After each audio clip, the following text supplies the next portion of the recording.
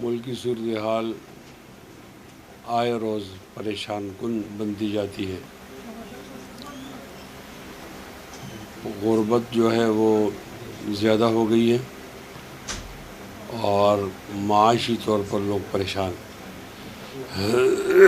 Sorry یہاں تک کہ ڈالر بہت دور چلا گیا۔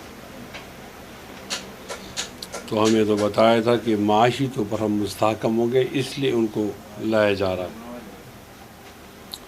3 سال مکمل ہو گئے ہیں تو یہ تجربہ ناکام ہو گیا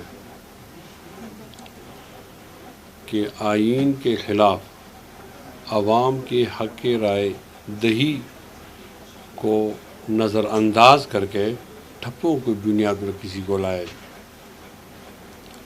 جن لوگوں کا یہ خیال تھا کہ اس سے معیشت مستحکم ہوگی تو آج وہ پشیمان ہیں کہ معیشت مستحکم نہیں ہوگی۔ معیشت کے استحکام کے لیے امن کا ہونا ضروری ہے اور عوام کا حکومت پر اعتماد ضروری ہے۔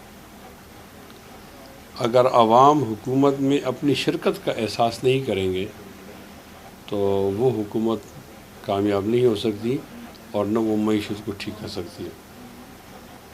اس کا 0 پوائنٹ یہ ہے، معیشت کو ٹھیک کرنے کا 0 پوائنٹ یہ ہے کہ لوگوں کو حق حکمرانی اور حکمران منتخب کرنے کا اختیار دیا جائے۔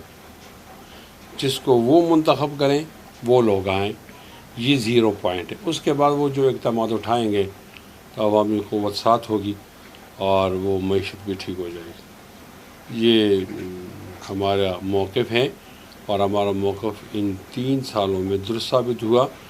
وہ لوگ جو کسی بھی بہانے سے ٹھپے لگا کر عوام کی رائے کو تبدیل کر کے حکمران لانا چاہتے ہیں تو یہ تجربہ ناکام ثابت ہو گیا۔